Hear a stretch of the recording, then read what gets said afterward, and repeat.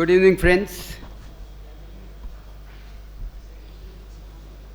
Sri Yamalbhai Vyas, other friends from AMA, but now when we talk about R.L. Sanghvi Sahib's endowment lecture, we remember HL College as much, and I can see so many HLites also in the room today. Rajaram sir, M.T. Patel Sahib, Devang bhai nahi dekha tha. I think Devang bhai has left. Okay. So, thank you, ladies and gentlemen. This is an annual event, and this is typically a topic that we try to choose every year, where we see that what is happening current, and then how the way forward, the development, the economy, the growth, and that's what. And I was a student of R.L. Sanghvi Sahib also myself, and so many of us. Tame bhi kharab, right? Yamal bhai, you were also a Sanghvi Sahib student, and many of us in the room today. So we know, and we have our professor M.T. Patel sir also today. So we feel remembering R.L. Sanghvi sir is even easier for us when we relate our professors at the campus at Commerce College. So of course the topic today, India's journey to 5 trillion, challenges and opportunities, and who better than Yamal bhai for us today to deliver this important annual lecture that Sanghvi Sahib from his endowment that this is sponsored. And of course 5 trillion, and we are now talking about, of course, 2047 as a developed economy. So flavor of 5 trillion to 47 would be maybe 35 trillion that we can do an extrapolation. So that's something, but this is going to be a very important benchmark. 5 trillion economy, we already beaten the United Kingdom, we become the 5th largest economy. Germany is round the corner, Japan would be maybe 3 years, maybe 2 years I would. So we go to be the 3rd largest economy in no time, in another 3-4 years, which is significant from the point of view. Of course, the concern is the per capita. But the growth and the march towards the development is something that we are seeing, and we are probably in the enviable situation today in the geopolitical that we see issues around the world. Dr. R.L. Sanghvi was a Fulbright scholar and a former principal of HL College of Commerce, envisioned a broader engagement with economics beyond academia for public benefit. His dedication to this cause led to the creation of this lecture series, which has since brought economic theories and practices closer to the public through discourse is led by India's and world's top economists. And I'm going to name some. So this top economist, Mr. Arun Maira, former member of Planning Commission, has delivered this lecture. Dr. Montek Singh Ahluwalia has delivered this lecture. Subhash Chandra Garg, Krishnamurthy Subramaniam, Chief Economic Advisor in 2019.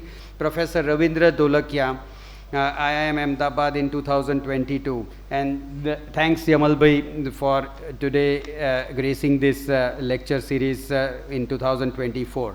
Of course, this is one of the notable initiatives of AMA, R.L. Sanghvi Endowment Lecture, which has become an esteemed platform for discussing critical economic issues. And that's where the 5 trillion is one of the very significant milestone for us to achieve in the scheme of the growth that we are talking, and naturally in the emerging market, the positioning, and of course that we do in terms of the inclusivity for the people at large of the country. Introducing I would say my friend and our esteemed speaker today, Mr. Yamalbhai Vyas, Chairman of the 4th State Finance Commission of Gujarat. Certainly he deserves a big round of applause. This is a chartered accountant with merit rank 38 years ago, 40 years. So my paper is 2 years dated maybe. And he was also part of the 3rd State Finance Commission, full-time member of Gujarat in between 2011 and 15 as the 3rd Finance Commission, government nominee on the Institute of Company Secretaries, member fee fixation committee of this B.Ed, MP, M.Ed, etc. For 10 years, and the special committee on media of government of Gujarat. He has been independent director on the boards of government companies like Gujarat State Financial Services, Seeds Corporation, Gujarat State Investment Limited in the last 7 years. Regular speaker for the seminars, workshop, conferences across the country, and generally on the subject of investor education and capital markets. So thank you, Yamal Bhai, for gracing this. We are very keen to have your insights on the subject, and as a token of love, we will invite you with a small memento.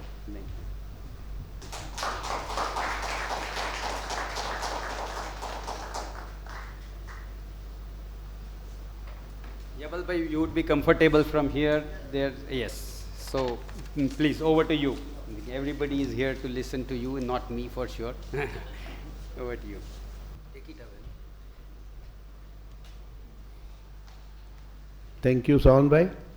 It is always a pleasure to come to AMA, and today it is a very special occasion because Sawan Bhai mentioned a few names of esteemed economists who have delivered this lecture, and I have a right to be a little concerned that whether I will be able to match whatever they have said in the past, but I am also very fortunate that none of the names he has mentioned had been a student of Dr. R.L. Sanghvi, and I am a student of Dr. R.L. Sanghvi. 4 years he was our principal, and we learnt the basics of economics from him, which has helped us a lot.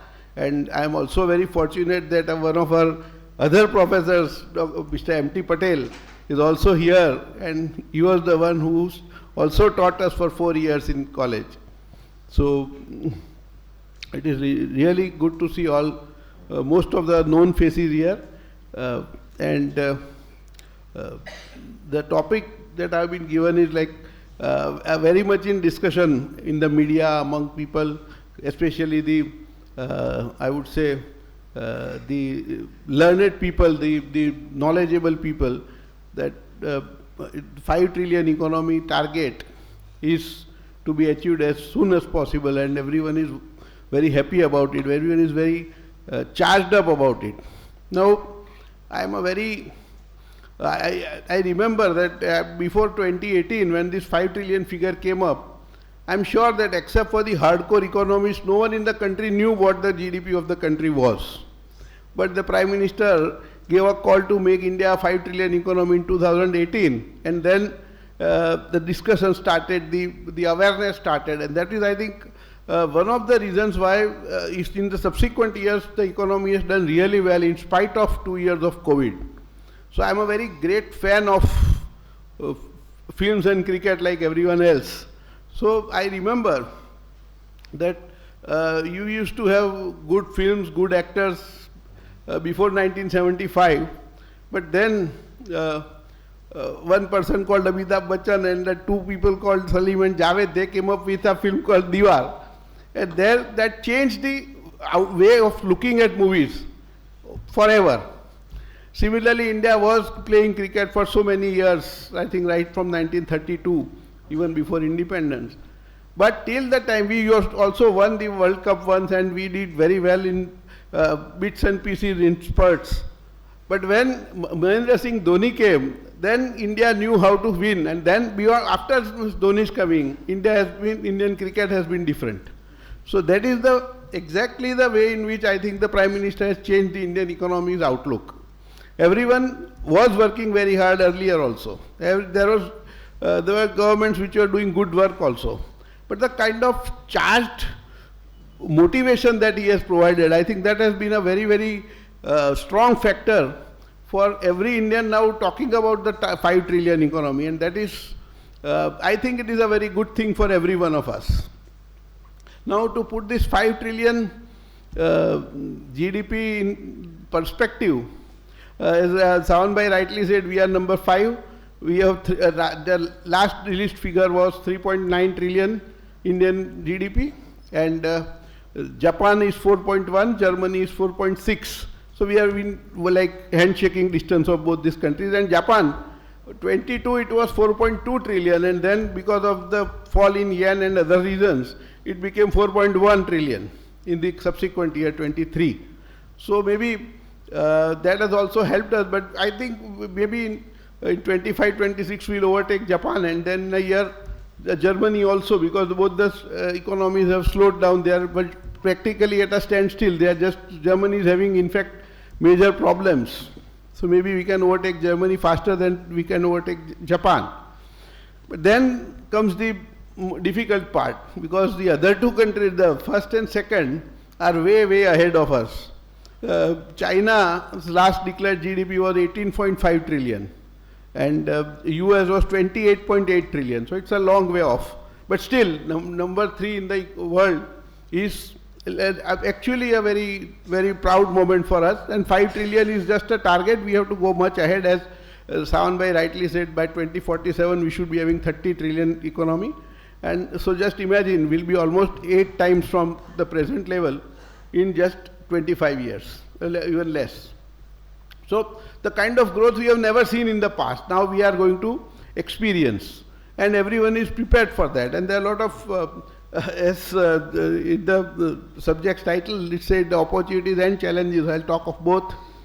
Opportunities, we are all very much aware, but then I think first, if I want to discuss the GDP in little detail, there are 3 components, as we all know: agriculture, industry, and manufacturing, and services. Now India, we have been talking about India, agriculture is about 14% of the GDP is agriculture, and 50% of the people are employed. This is something which, even when we were in college, this was used to be a very commonly discussed issue.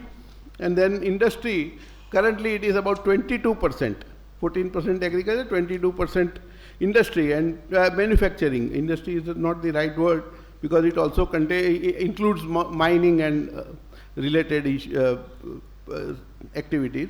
And services are 64% as present, which there are a lot of economists who talk about this issue, and they say that services alone cannot provide enough employment, and so we have to push our manufacturing also in a big way, which is true. But then if you look at the figures of other countries, I think there are two figures I would like to quote here. It is said that in textile industry, it employs about 4.5 crore people, and its output is less than software and other services, where the total number of employed people are about 55 lakhs, so about 1/9. But it provides more monetary value.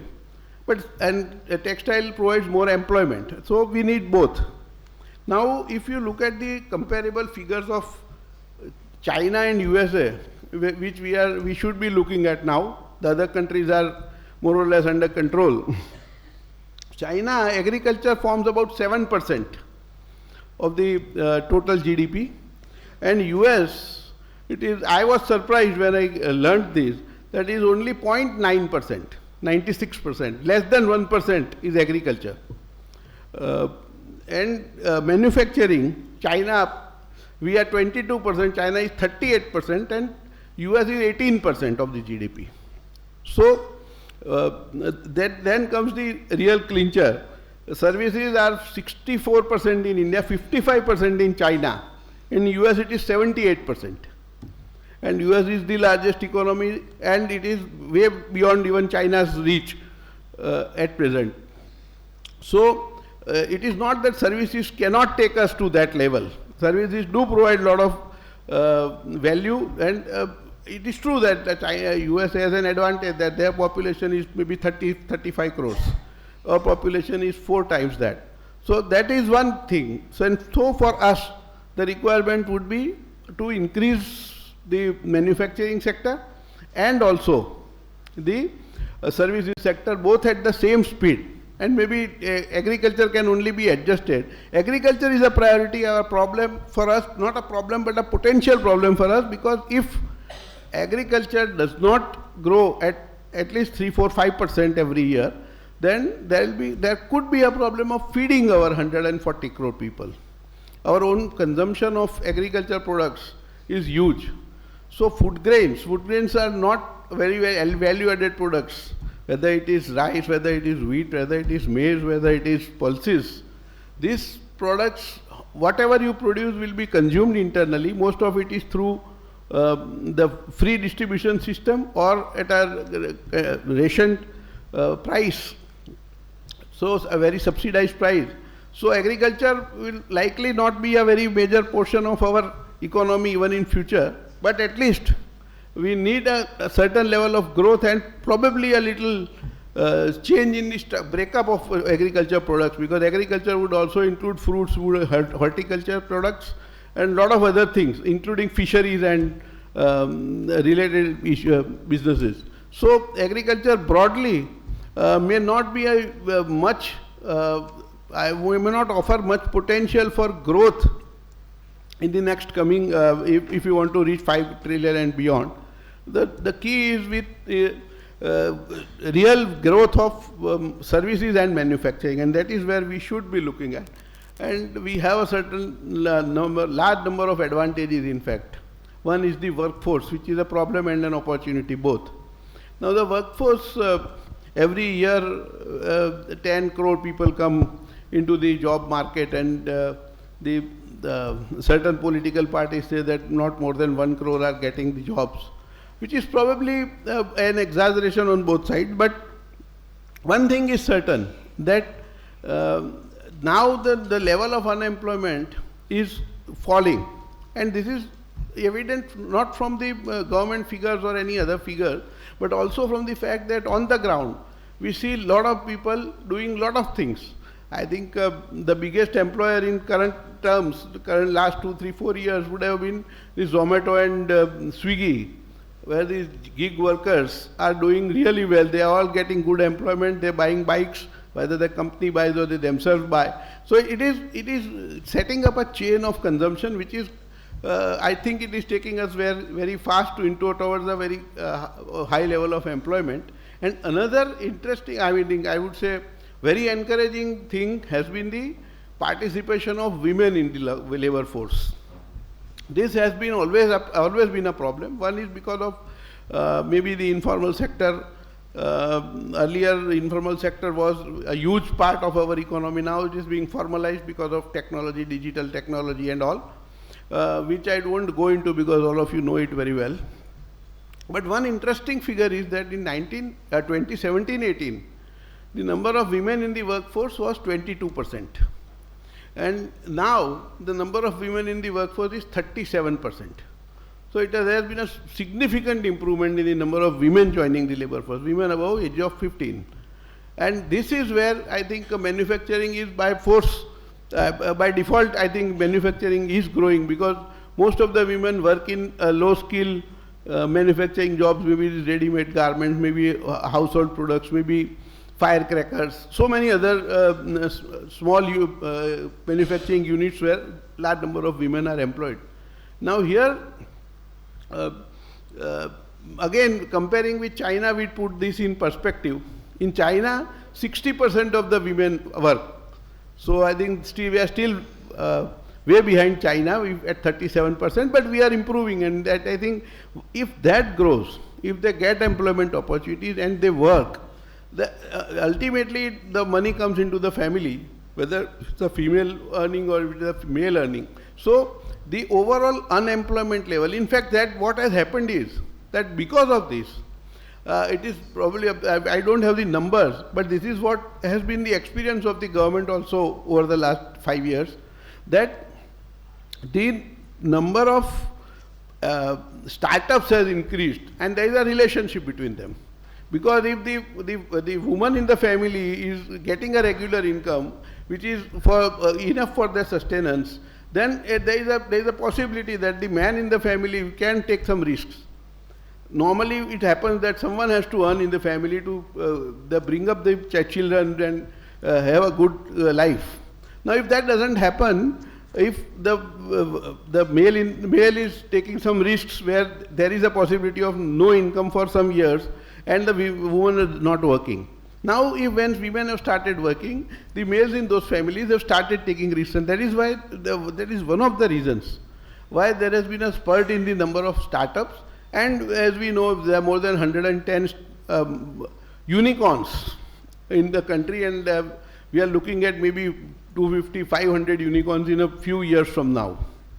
And there will be, as per the government expectations, there will be 10 lakh startups in just a few years, maybe before 2030. So I think that whole culture, that whole environment, that whole, I think the scenario has changed because of this. There will be more women coming into this, and at the same time, because Indians as a class, we are definitely more entrepreneurial, whether you are in North India, East India, or South India, West India, wherever. But Indians can do wonders if they really have that freedom to do it, and that freedom, I think, is now being provided in the country. So, and at the same time, one more challenge in this, related to this, is the employability of the graduates who come out, or the education system provides. There have been always complaints that their engineers are not employable and your graduates are not employable. Now I think that the government realized a little I think in the 2010s, and for the 7-8 years, skill development has been a priority. And skill development, once that culture is developing, that it doesn't require government's help only, because most of the people who want to learn the skills, and there are so many institutions, so there are so many educational institutions, there are so many voluntary organizations who provide the skills. I remember that 10 years back also, one trust I had visited, and they were providing this plumbing and carpentry skills to students, and there were about 2,000 students learning in that institution in Ahmedabad.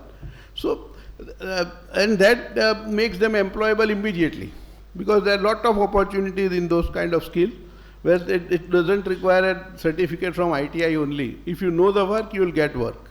So that also, it's a chain process which has started, and that is growing. And I'm sure that once it reaches the tipping point, that is also going to solve our unemployment problem to a large extent.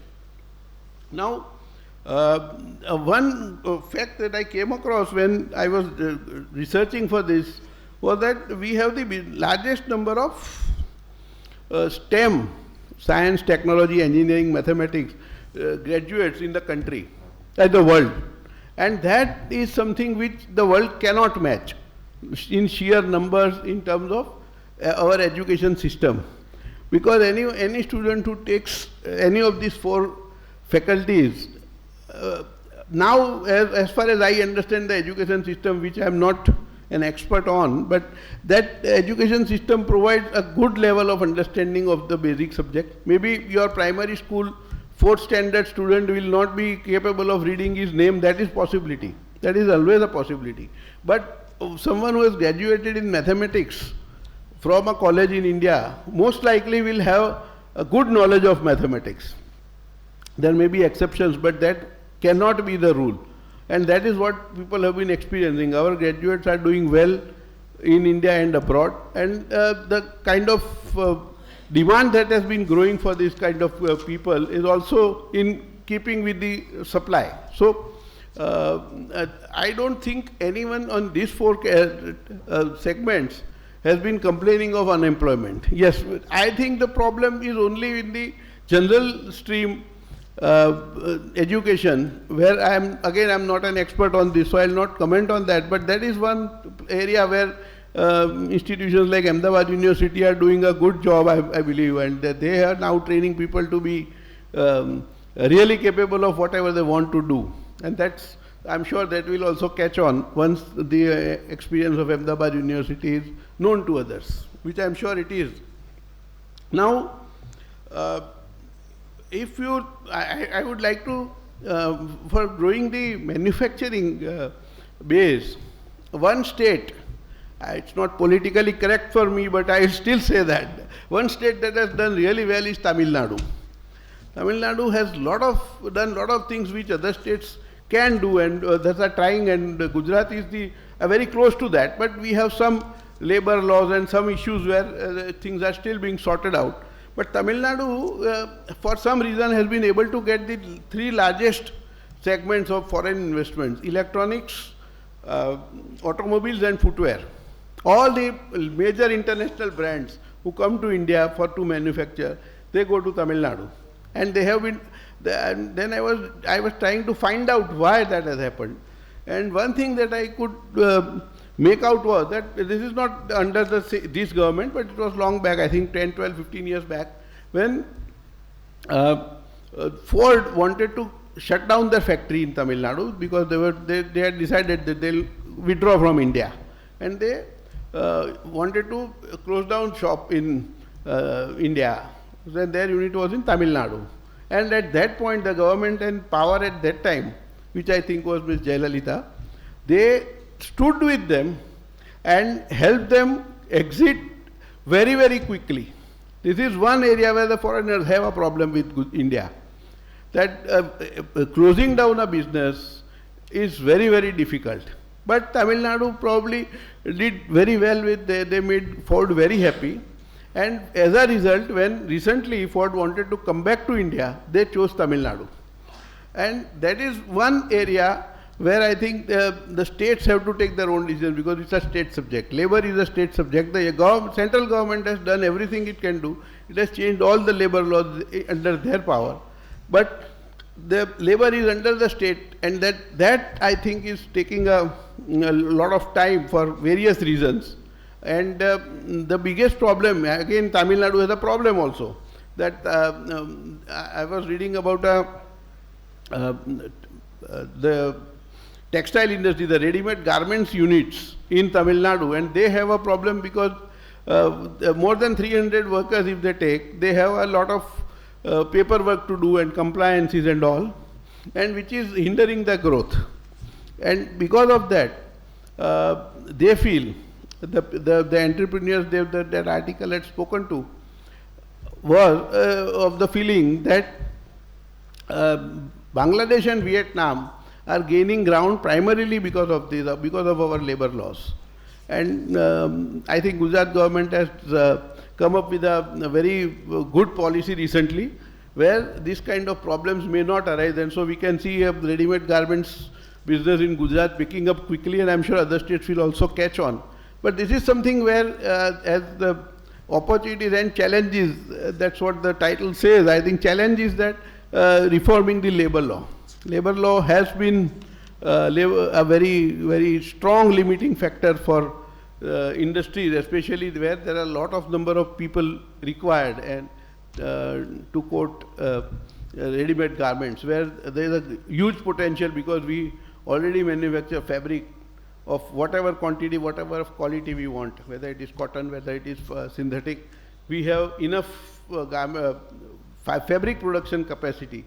Now that value addition will come only from garments, and the world is willing to take our garments.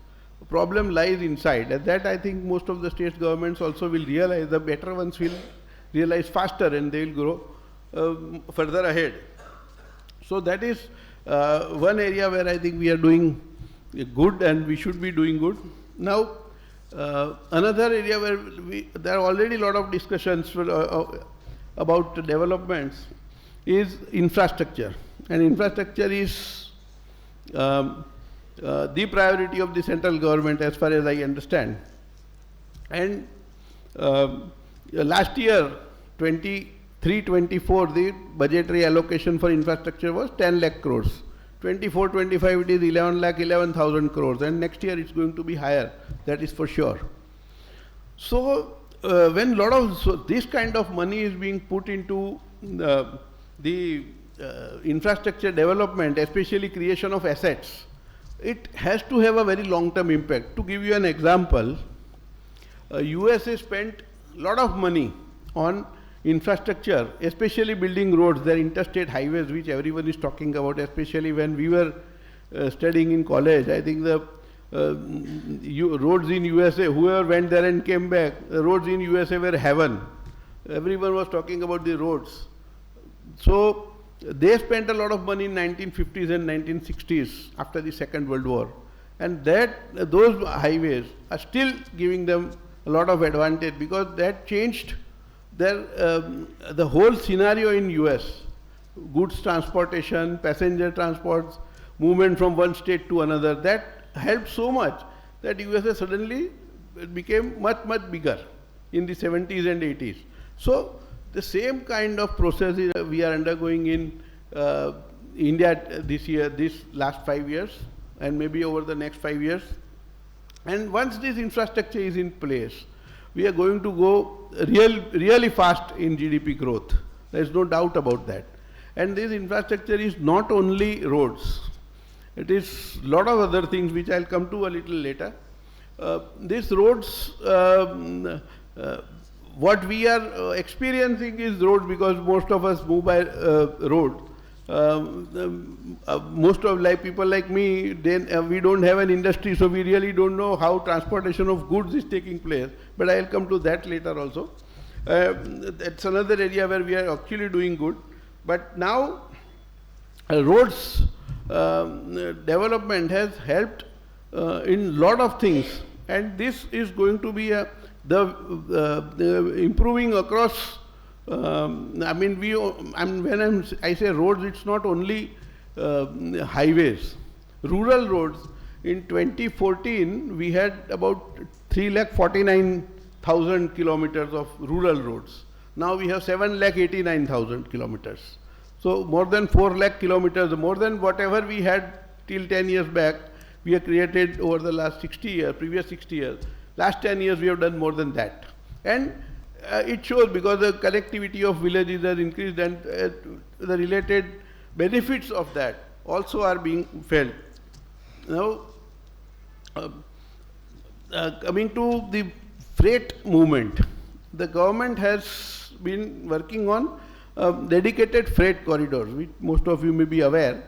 Dedicated freight corridors are they are like the Golden Quadrilateral, which the roads we have heard of, but this was something which I was also not aware till a few weeks back. East to Delhi, Mumbai, Chennai and Howrah, because it's rail, there is a Howrah station in Calcutta. So these four are connected, and then there are diagonals, Bombay to Howrah and Delhi to Chennai. These lines are already in place, most of it, 90% is already in place, and this has helped freight movement like never before. I mean, it was unbelievable and it's unimaginable a few years back. So for example, the Eastern Dedicated Corridor, which mainly transports coal, steel, fertilizers, the bulk goods, and there it has a capacity of 100 trains a day, and 90 trains are moving today. So its 90% capacity is achieved.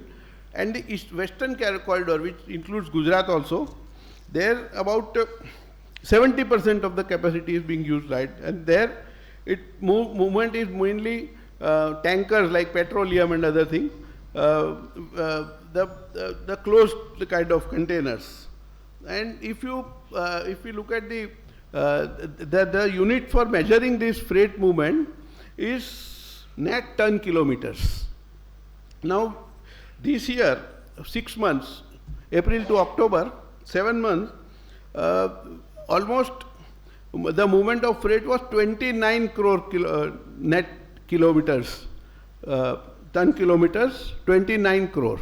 And last year it was 18 crores. So that is the kind of increase that has come up, and it's still likely to go up in a similar proportion over the next 2-3 years. So and this has helped in many ways. It's not just faster movement, because faster movement is also a very, I think, strong case. There is a strong case for fast movement of freight, because what has happened is that this dedicated freight corridor, because it has been constructed new, the average speed of the trains on these tracks is 60 kilometers per hour.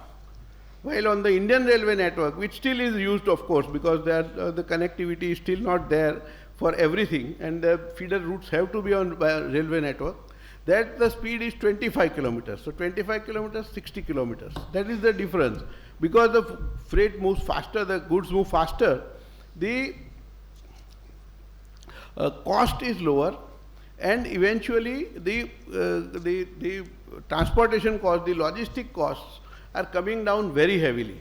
Like when 10 years back, probably it was about 20% of the goods produced. Now it is 14%, and the target is to bring it down to 8%, which is the international level, 8% by 2030. And we are on quite speedily on way to that. So I think that is also because the dedicated freight corridor, you can load double-decker, those larger containers, which would weigh about 80 tons on an average, as against the normal containers which can carry only 67 tons. One, the speed is more. Secondly, you can carry more weight. So transportation of freight goods has become much faster, much cheaper, and more convenient. And this is also helping a lot, because we import a lot of fertilizer, we import a lot of crude. And movement of that those goods is fast movement is obviously a very great necessity for us, and that is why this kind of initiative is helping us, and this is obviously increasing the GDP at a much faster rate. So when we talk of, someone says India will grow at 8.2%, someone says it will be 8%, 7%, someone says 6.7%. That percent, I think, in my view, doesn't really matter. It is for the economists, but for us, citizens like us, I think it is more important that the economy is seen to be growing. That is the most important part, because there are a lot of things which are happening and which gives an opportunity for anyone willing to do some hard work to make good money, live a good life. And because the opportunities are there, as we were discussing just before I came here, that what we have seen in the last 40, 50 years is a sea change, because when we were studying in college or school, getting a landline telephone was a major problem. I remember my father had booked a telephone line, residence telephone line, 1967. We got the connection in 1972. Here you walk into a mobile shop, you walk out with a SIM card. Well, that's the difference. 5 years for a landline, here you get a mobile connection just like that. And it's not only that. There are a lot of other things also. Today you get ask for a Adani gas connection and you get it in a week or so. Previously getting a gas cylinder, every month you used to have a cylinder, and that took 21 days minimum. So I think we have come out from that level, that kind of life, to something where the new generation, and I see a lot of young faces here, they have never seen, and probably when we tell them, they'll never be able to feel that what it could have been. But then our generation has come through all that, and we know that this kind of major change that has taken place is something which has helped the country, the whole mindset of the people of the country change. Now we want to, like when we India get all out at 120 on day one, no one would have thought, in earlier times I'm sure that by day 2 end the match would have been finished with an Australia victory. And here you see India winning after that, and winning convincingly, the largest margin ever abroad. So this kind of mindset, the killer instinct, is not only there in cricket, it's also there in industry, it's also there in the economy as a whole. And that is, you just see the kind of, I think Economic Times has a one page every day of this startups and private equity funding and all. And every day I see some new business which has come up and which has got a funding of 35 million and 40 million and 100 million, where maybe most of them will not work, they will fail. But still, there are people willing to invest, and there are people willing to work hard to achieve some kind of an objective. So this change of mindset is perhaps the biggest change that has come over. And so whether we reach 5 trillion in 2027 or 2028, I don't think is going to matter a lot. But with this kind of spirit, we are going to be the world's major economy in days to come and for a long time to come.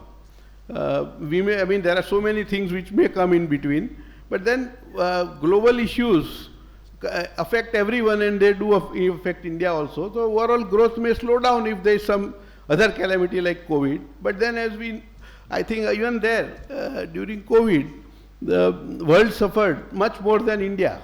Though India, I'll not repeat whatever we have experienced and learned, that the vaccine, the lockdown, the economy slow down, then again pick up. That is something which we know we can overcome. Like I was listening to a stock analyst talk about, before the Lok Sabha election results, there was a discussion and I was watching it. And he said that the stock market doesn't get affected twice by the same problem. Like once there was a bad election result in 2004, the market crashed. Now in 2024, even if there is a bad result, it won't last, which actually happened. It was not up to the market's expectation, and still in a day or two the market recovered. So same thing for COVID. He says that if there is another pandemic like COVID, the market won't be affected as badly as it was in 2020. So and market is a barometer of the economy. So when we talk of the economy, we do have to talk about it, and then number of demat accounts and number of the stocks listed and SME IPOs and lot of things which we all know, so I will not get into that. But that also, we are having a huge growth in terms of market cap, and still we are not into the danger zone even as far as the market is concerned, because your GDP to stock price market cap, that ratio which Warren Buffett gives a lot of importance to, we are still in a safe zone, but USA is not. So that I'll leave for some other day. If EMA calls me again for some stock market talk, so I'll not get into that. But one good thing, another I think very, very strong point we have is our country's debt. Because yesterday I was reading that USA has a major problem on its hand. They have very low interest rates. The government borrows at a very low rate. It is 4.5% for 10-year bonds now, 4.4% in fact. US government bonds, 10-year. And still, they have a debt of 33 trillion. So what it means is that every year they pay 1 trillion in interest. And that is a huge amount in absolute terms, as well as in terms of the US economy. So what it means is that the growth, the developmental work that the new president may have to, would like to do, may have to be postponed. At the same time, they have a debt which is more than their GDP. I think it's about 120%. Someone was saying 200%. I don't know. But it's a huge amount of debt which USA has, which is certainly more than 100% of their GDP. While India is much, much better off this way. Our debt is about less than 40%. There are different figures floating around, but none of them is above 40% of GDP. So the government debt, and fortunately for us, it has been coming down. It has been coming down over the years, because yes, a lot of us have complaint on that score also. That PPF nu vyaj like kya tune kya avi gyu. That is there, but still the cost to the government's the cost of interest is much lower as part of the budget than in other countries. China we don't know for sure, because China's figures are not very reliable. USA is much worse than what India is in today. So our economy that way is very strong, and there are a lot of people who raise questions about foreign investment. Depending on foreign investment, we should have more internal savings, which is a good thing. India, China, it is about 40%. India, it is about close to 30% internal savings. But that savings is not only yours and mine, it's also corporate savings. So once the companies earn a lot of money and they retain their earnings, which will happen over a time, so that also will grow. So what now we are going to look at in the next 2 years, 3 years, is the surpluses generated by the corporate sector. and that is going to be reinvested, which is going to have a chain effect, which was not happening since 2014 for whatever reasons. I will not go into that.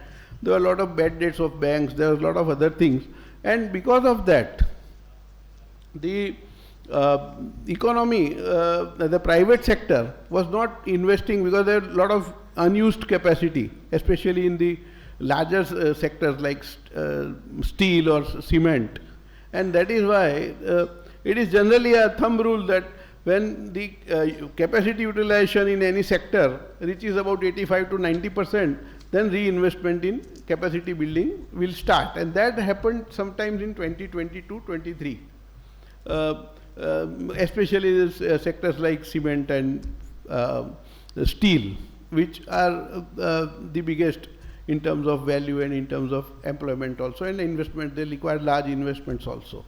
So that has started, and now as you see, consolidation is also going on. Like cement companies, now you have hardly 3 or 4 groups who are manufacturing cement. All the smaller units, mid-sized units are being taken over. You have either 1 group or 2 groups or 3 groups in every major sector now. And that is a very encouraging sign, though there are people of the leftist mentality who probably would object to that. But in the end, the trickle-down effect, I mean, I'm not a hardcore economist, but I understand that if the corporates earn, if they invest more, then there is going to be job creation. So, and that again is something where in the initial stages it doesn't show results. That this has been going on for 5, 6, 7 years. Now, maybe this year, maybe next year, this is going to show results. The capacity enhancement will mean more land acquisition, will mean more construction activity, will mean more requirement of other infrastructure, which will eventually grow to meet the demand. And that is going to create a very strong demand for more investments. And here the government has been very conservative in allowing foreign investments, in allowing lot of, I would say, credit by banks. It has been very restrictive, which is a good thing in fact. And though any lending activity, there will be NPAs, whether it's a private money lender or it's the largest bank in the country, there will be NPAs, which is happening, which will happen, continue to happen. But when you talk of, when you read a figure like 9 lakh crores was written off, now 9 lakh crores out of what? It is hardly 1 or 2% of the total lendings by banks, which is always going to be the case. 2, 3, 4% NPAs will happen. All projects will not succeed. All borrowers will not pay. But when you are in a situation like USA, where the private borrowings, the credit card debt is going out of control. Today, USA is having a major problem with credit card debt, where people are not even able to pay their minimum payments. And this is like I'm talking of millions of people, it's not a few thousand. And that is a crisis which USA will have to face. That is not the case in India. Here we have a lot of filters. One is the Reserve Bank of India, which will not allow debt to grow beyond a certain stage, whether it is corporate debt, whether it is private debt, whether it is credit card debt. Second is the company themselves. Now you see, you want a credit card. If you are a journalist, you will probably not get it, Parimal bhai.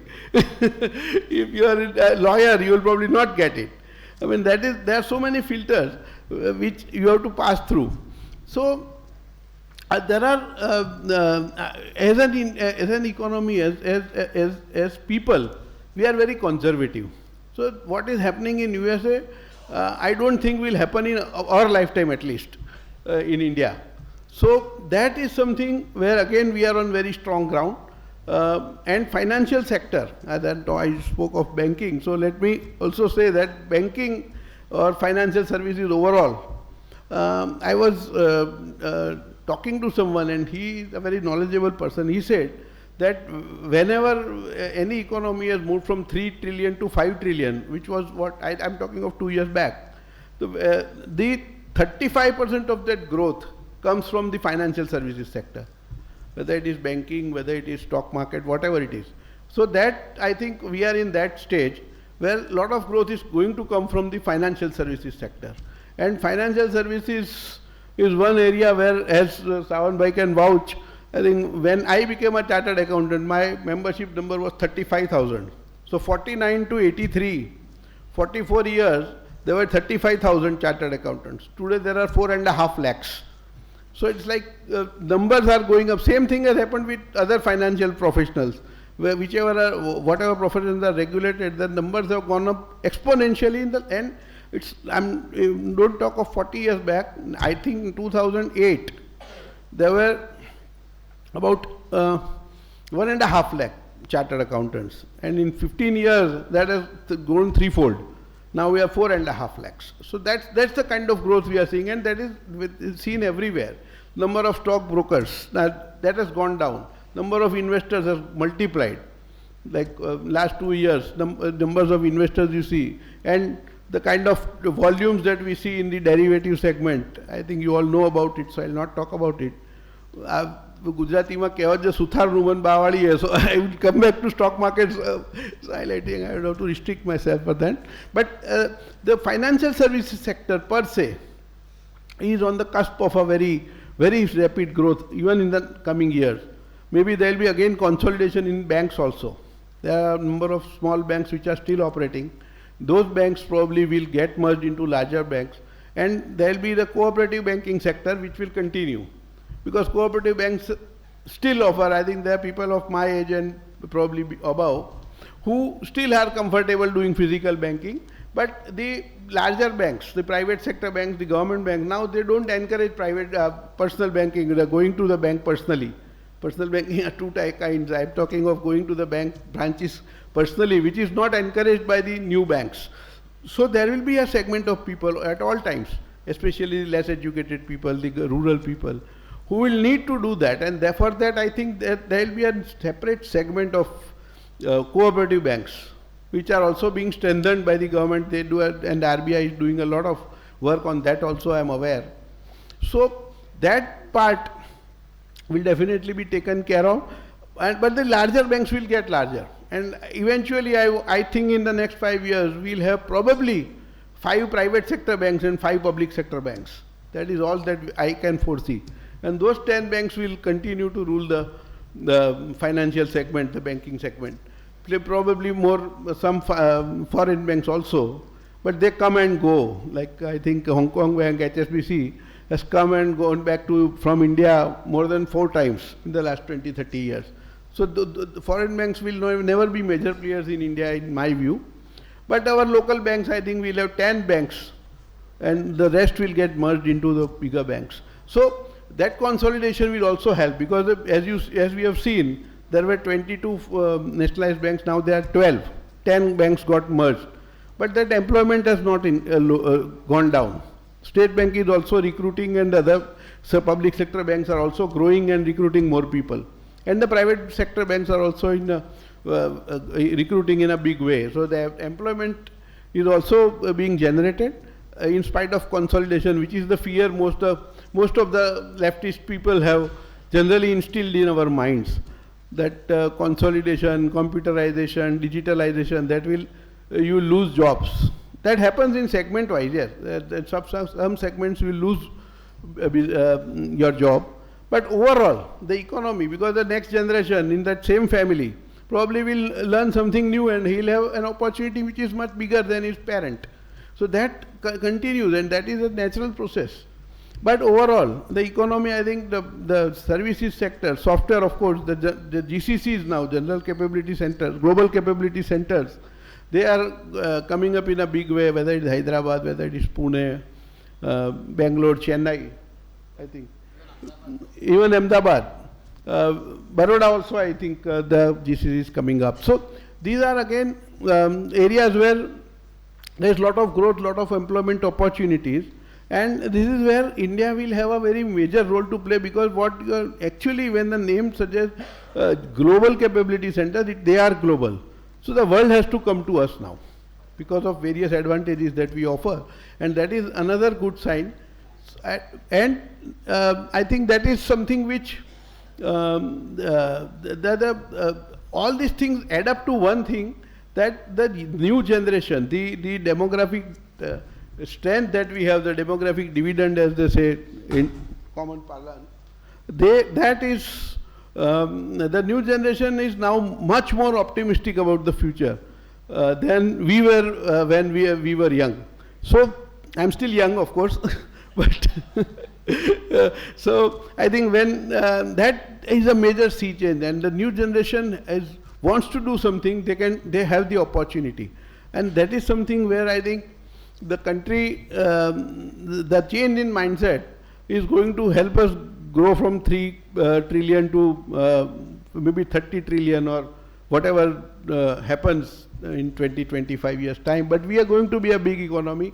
We are going to be global leaders in a lot of sectors, especially now that this is renewable energy. That is the last thing I'll talk now. I'm coming to a close of my 45 minutes. So I think renewable energy is something where we are doing really well, and nature has been very kind to us. We have such a long seashore, 1600 kilometers in Gujarat only, and maybe more than 5,000 kilometers across the country. Similarly, sunlight, we have the highest number of sunlight days, more than 210, if I'm not wrong. So that kind of natural resources, now the government has realized and people have realized that this can be harnessed to make India carbon zero. That's something which I'm not able to understand also very well. But there's something where generating more power is going to help. That is one good thing I understand, and that is happening in renewable sector. Water also, I think that hydroelectric capacity, most of the capacity that could be created has been created much earlier. So hydro doesn't probably offer much growth, scope for growth. But yes, wind and solar are going to be the key when we talk of India as a developed economy, because that's something where I don't think crude will go away. Crude is going to be there. Oil is definitely going to be there. Thermal energy, coal is going to be there. But overall, once this renewable sector grows, that is also going to create a lot of opportunities for the transmission sector, which is one of our weak links, and that I think is also being remedied now. And once that happens, the transmission losses which come down, I think some states had about 40% transmission losses. Not all were losses in transmission. There were losses for other reasons also, but that I think is now being controlled. So once the transmission network is put in place, for the next 30-40 years you don't have to see it at it again. I mean, you don't have to work on it. That is, once it is there, it's going to work for a long time to come, like the roads. So I think renewable energy is also one area which is going to be a major player directly and indirectly in the growth to 5 trillion and more. And there are a lot of other things, small things which are happening, but now I don't have much time, so I'll thank you all for being here, to hearing me patiently, and thanks AMA also once again. Thank you.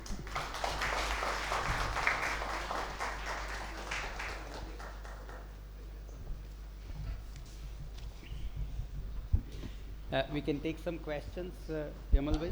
Yeah, so maybe we can take a, here. Hello. We can hear you, don't worry, go ahead. Good evening, sir. For someone who comes from industry and is a notorious optimist, I think today's lecture was all the more reason to be happy.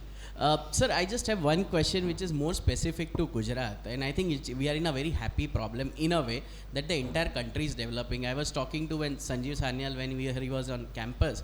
He said the real divide is not the north and the south, it's the east and the west. The eastern belt was left out, which the current government is focusing. So you see Assam, Orissa, everybody doing well. But sir, what is happening in the process is we are losing out on labor. I mean, now people are not willing to migrate as much they would previously from Assam, Orissa and other regions, because industry are being coming up there. Do you foresee as Gujarat, it makes more sense to go to less labor intensive industries, since we don't really have that manual labor workforce, since nationally we are growing so well? So I think it's a very It's working. Relevant question in that sense that yes, maybe I am not from industry, so I will not know much, but maybe migration of people from Orissa and Bengal and Bihar probably might have come down. But I don't think that is going to be a hindrance because Gujarat's population is also growing at the national average rate. And I'm sure that though that we are trying to achieve 100% literacy and all, we will have manual labour in Gujarat also in adequate numbers. But yes, it's something which the government also will need to look into because of changed demographics. Yeah, the lady after you. Sir, I have a question. I think all of us are very excited about going to a 5 trillion economy in 2 or 3 years. But I am a little bit concerned whether this is just judging the country's growth only by GDP, a single parameter is really a good thing. Because does it really mean general increase in prosperity of the common man? Why should we not have growth in per capita income as a performance indicator? Because then we will have more challenging targets to meet. And another concern that I'm seeing is that over the last few months I have read a few articles that the middle income group, the percentage of middle income group is coming down. But normally in any developed or advanced economy, the middle income forms the backbone and they should be growing. Today the trend is the middle income is coming down over the last 2 or 3 years. So I am really concerned whether we will really become a prosperous economy. We may be a very big economy, but whether we will be really a prosperous economy where the per capita income also grows, or are we growing in an inequitable fashion? I am really confused on this particular subject. Yeah. I'll answer your question in 2 parts. First is the about the social sector parameters, which is also a very important thing. But then when we talk of services, we also include healthcare, we also include education. So that is something where when the economy grows, spending on this will also grow. Now, as we all know that the government provides 5 lakh rupees for the poor people, Gujarat 10 lakhs. And then all people irrespective of income levels above 70 years are now getting healthcare benefits. So yes, there will be some hiccups like what happened recently with putting stents in some people's hearts. But that is an aberration. I think overall the healthcare sector is getting a lot of inputs, lot of money also, and that will come up. Similarly, education, I think the private colleges coming up, the private universities coming up, the government is also opening up a lot of schools. Ahmedabad has a lot of smart schools now, municipal schools are all becoming smart. So all that is happening here. And so that one part is, I think, yes, there is a lot to do and there are gaps somewhere, but I think overall we are on the right track, that's my understanding. Secondly, what you said about the middle income group, the middle class as we say, I think that is probably a transition phase because of the change in the structure of business in a lot of sectors. For example, Zomato or Swiggy may employ 10,000 people in Ahmedabad. Now those 10,000 people are most likely going to come from the poorer section of the society rather than a graduate or an engineer. So maybe opportunity for him is a little lower, that other person is making 15,000, 20,000 rupees a month, which he would not have made otherwise. So his level is coming up, but that probably doesn't mean that relatively, yes, the gap is shortening. He is not coming down actually, and that is maybe it is also happening in parts, but over a period, the educated people who form a bulk of the middle class, they are people who are graduates and above, and people who have income between say 30,000 rupees and 1.5 lakh rupees. That's the rough understanding of the middle class. That number will probably grow because the people from lower end will come up. I don't think that 30,000 person will come down. but because of relatively better opportunities at the lower level, that disparity probably will come down, and that number of middle class people will probably go on increasing now. Once these people from, yes, there could be a lot of people who can come down, but that will be much lower in proportion to the total population than people who come up over the next 5 years. Hello. Sir, my question is regarding, during the start of the talk you compared us with China and USA. So let's not consider China for a moment because that's a communist regime and we can't compare our labor laws with them. So comparing ourselves to US, like you said 3/4 of their economy lies on service sector. And we are as a nation focusing much more on agri and manufacturing. Now, it's a very fundamental economics that during a service sector growth, capex, opex is very low, margins are very high, and that's the reason they are focusing on that. Why are we as a nation pushing our startups to go into agri and manufacturing rather than services? And large corporations, I'm sure, must be giving same employment 20 years ago and now. So the entire load of bearing employment goes to startups and micro and SMA. So psychologically or policy wise, why are we focusing our youth towards agri and manufacturing thing? I understand it's a backbone, it's not my personal opinion, but just for an argument. No, I understand. My way of looking at it is that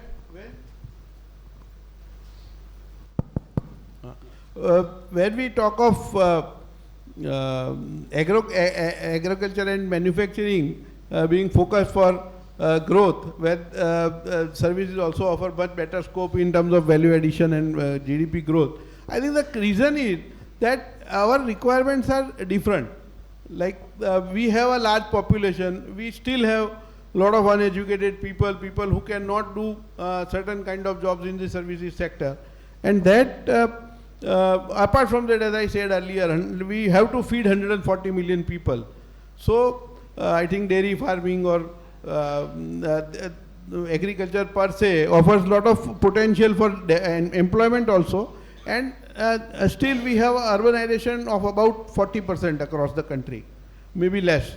So in that case, there are people who are in villages and who don't want to leave the villages. So there the best opportunities are either in agriculture or in small scale industries, small business units, so manufacturing units. So that is probably the requirement of the country's not only demography but also the geographical structure. And that may not change in the near future. Yeah, lady there.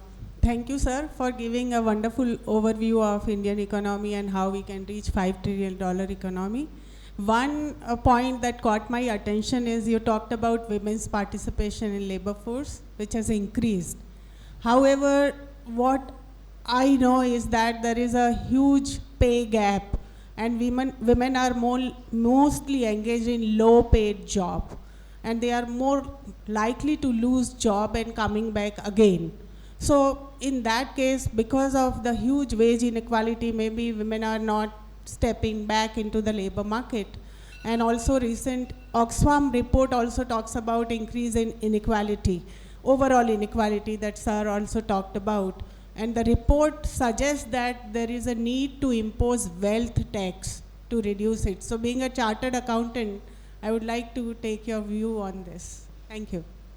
I think I have not probably understood your question. So if you can repeat it, the last part. Yeah, the last part was about Oxfam report, which says that in India inequality is very high, and to reduce that, wealth tax is the only way. Imposing wealth tax. And the other is about gender inequality and gender gap ratio, which is increasing. What we can do that for that? I think, I mean, I'm sure there are more learned people than me in Oxfam, so I'll not comment on that. But in the past we have seen, and that is for about, I think 40, 50 years we had wealth tax, we had estate duty, which never worked. It only led to evasion of tax. So I personally feel, I mean, as someone who has grown up in this economy, post wealth tax, most of my career it has been post wealth tax, and the economy has grown much faster than in wealth tax times or estate duty times. So that way, our past experience says that that may not be the solution to the inequality. There are ways in which inequality can be brought down. I'm sure the government is very much conscious of that, because ultimately it leads to social unrest which no government can afford and no country can afford. So, but I personally feel that increasing wealth tax or imposing wealth tax is not the solution. Yeah, you can take maybe one or two questions more. Yeah. First of all, good evening, sir. I have two questions to ask. First is regarding recent RBI report where they have pictured out that state debt financing is a worrying picture. So as a chairman of a state finance commission, how do you see it as a debt sustainability management as a long term? And second question is related to, as you mentioned in your speech, that there may be some sector where there be employment laws. So how do you see how government will try to address that employment loss? For example, in textile industry, I have seen personally, earlier people used to print out the cloth by their labor utilization, but now it is substituted by the machineries and mechanization. So how is government going to address that issue? So your first question, I'm sorry, what was the first question? That state First- that is it a Ah, worrying? yeah, Is it yeah. a worrying? Okay. Worrying That situation? way, being in Gujarat, I am very fortunate that Gujarat is in a very happy position. The RBI limit is 40% of state GDP, and we are at 27, 28%. So Gujarat is not a problem. I think the biggest problem is with Punjab, the state debt. Punjab is a major culprit in this case. Their debt is about more than 50% of the GDP. So I think yes, states have to be very, very cautious about it. And in spite of giving a free food to 80 crore people over the next 4 years, last 4 years, the government, the union government also has not been able to, it has been able to control the debt very well and also ensured growth.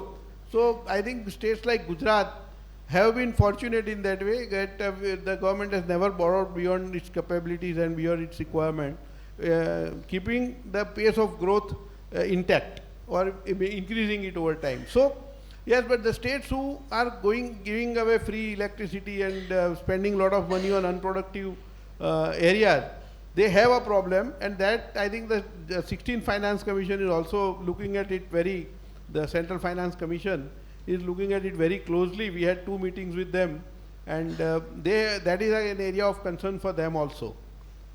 And second one? Second question was about the employment. Yeah. Now, see, it's in cycles. For example, when I was studying, there were 82 textile mills in Ahmedabad. They used to be the biggest employer, and Mazdoor Mahajan Sangh, the biggest trade union one of the biggest trade unions in the country, because at 82 mills with thousands of employees in each mill, they had a large number of people working under them. But all the 82 mills practically closed down, and still Ahmedabad has grown. So there are phases. When banks introduced computerization in the late 1980s, there was a lot of hue and cry that now people will get unemployed, the computers will do people's jobs. But that never happened. Ultimately, the number of employees in any bank in 1990 would be 1/10 of what it is today. So there is always an apprehension. Same thing is happening with AI. Now, I am not an expert on AI, so I really don't know. But it may certainly it may cut down on a number of jobs, a number of sectors in areas in which the jobs may reduce. But overall, there is growth when there is development. I think there was a problem when railroads started in the US in the 1800s, 19th century. There was a hue and cry. The rail, now the horses will die, and the transportation through manual means was going to change the life for a lot of people in the US, but it never happened. Railways grew, then airplanes came, and now everyone is growing, including every country in the world. So probably growth is something where there are sectoral adjustments, but overall when there is growth, there are opportunities for everyone. Maybe one last question. The gentleman here. Yeah. maybe we'll take two. Give him and then the gentleman there. He already had the microphone. Good evening sir. मैं अर्थशास्त्र का student हूँ और मैं गांव से आता हूँ, और गांव में मैंने एक ऐसी सिचुएशन देखी है कि जिसमें बच्चे पढ़ते हैं 8, 9 और मैक्स टू मैक्स 10 तक, और उसके बाद वो कंपनी में चले जाते हैं और कंपनी में उसको जॉब मिल जाती है कैसे भी 12, 15, 18, 20 हज़ार की, और उसे जॉब मिल जाती है, लेकिन वो पढ़ना छोड़ देते हैं। कहाँ जोमेटो में चल जाए, स्विगी, वो अपने गिग इकोनॉमिक्स की बात की उस तरह। लेकिन फ्यूचर में जो आपने जो 5 ट्रिलियन इकोनॉमी की बात की, अब उन लोगों ने पढ़ाई तो नहीं की तो उनकी प्रोडक्टिविटी कम होगी, ज़्यादा नहीं होगी, तो फ्यूचर में वो 5 ट्रिलियन इकोनॉमी कैसे अपना भागीदारी दे सकेंगे 5 ट्रिलियन इकोनॉमी।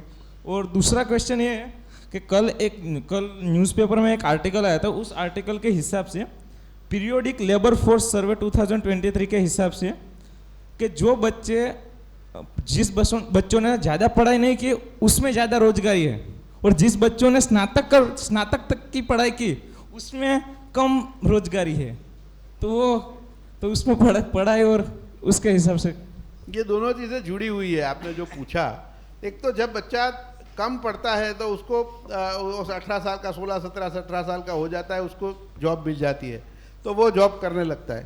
पर इसमें ऐसा है कि ये इसलिए होता है लार्जली कि उसकी फैमिली में और कोई कमाने वाला नहीं होता है, या तो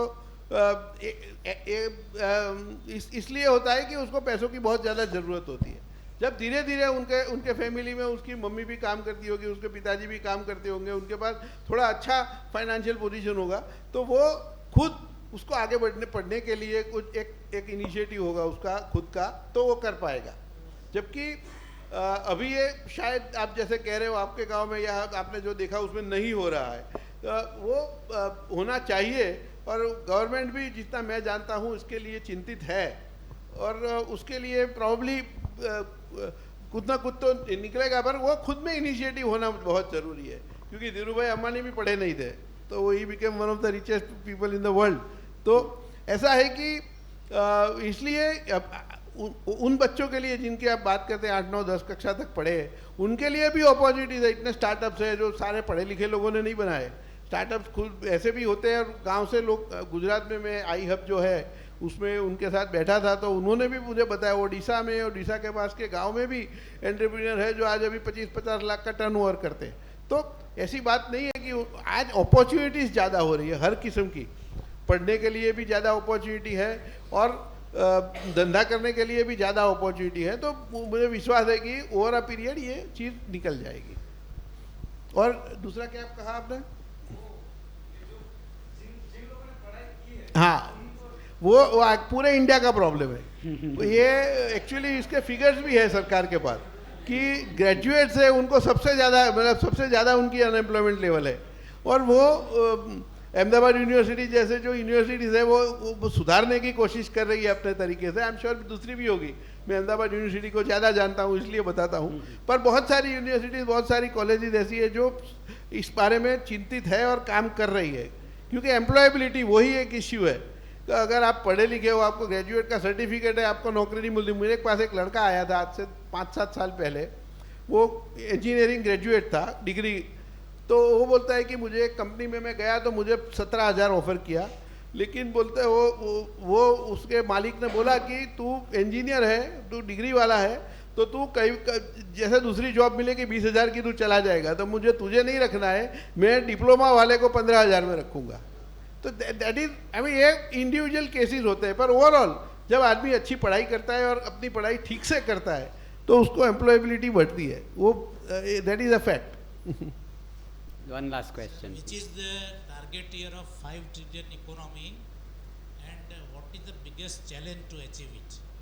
Biggest challenge I think is, one is mindset which we are overcoming, and second is the bureaucracy and the laws जो हिंड्रेंस बन जाते हैं बहुत बार, जो लेबर लॉज है, जो लैंड के लॉज है। these are the, I think these are the biggest challenges which need to be overcome, and it is taking a long time, but it will eventually happen. Target year? Target year maybe 2027, 28. 7% से compound कर लो, so that is how you will make it from a 3.9 અને 8 થાય તો વહેલું અને dollar ઘટે તો એનાથી જલ્દી. Still further, yes. If dollar is stable or lower. So thank you, Yamal bhai. I think very engaging, and the best part is, yes, we are there. The energy in the session, the so many factors that we heard from Yamal bhai, that why is this a target, a reasonable target, and a surety to achieve that we will do if we miss 27, maybe 28, but it is I don't think it is going to go to 20, 29 or 30, because we are absolutely on track. He made this point that there is an energy which is infused in the system. The system was working, but today, because that killer instinct happening in Australia, the similar kind of energy happening here, and that energy also creates sentiments, and sentiments also creates a part of it.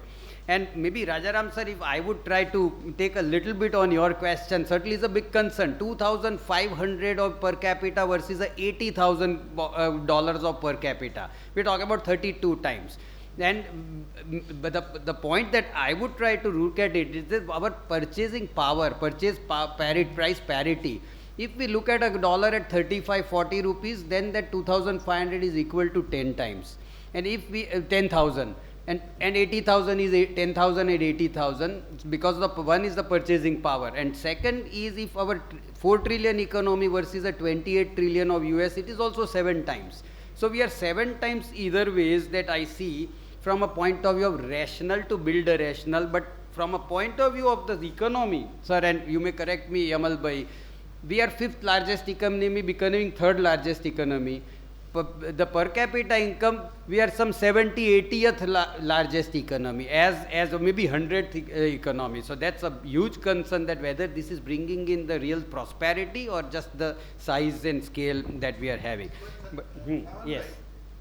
I think I'll also add to what you have said, that I read somewhere, and if I remember correctly, on purchasing power parity, which is how they calculate, I don't know, but on purchasing power parity, we are the 3rd largest economy per capita already. We are 12 trillion. Yes.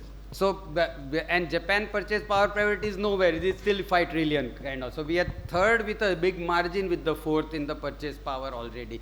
But certainly the concern is the individual level to an extent that I see. Certainly a lot of good points, and I will sum up within 60 seconds, that this women gender diversity, 22% becoming 37%, shows up that more and more people coming into workforce, and thus propelling the economy towards 5 trillion. 250 unicorns coming up, the scale. And if we talk about some 10 lakh of startups, that they are huge kind of numbers, which will also push the economy in a different way, not just in a typical manufacturing, agri or services.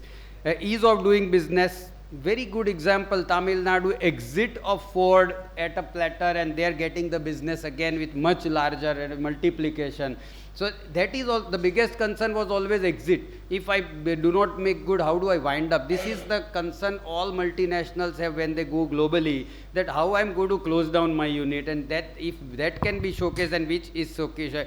Infra, we don't have to see. I would relate our roads with the US roads now when we are traveling to anywhere, whether Udaipur or Agra from Delhi or on the National Express.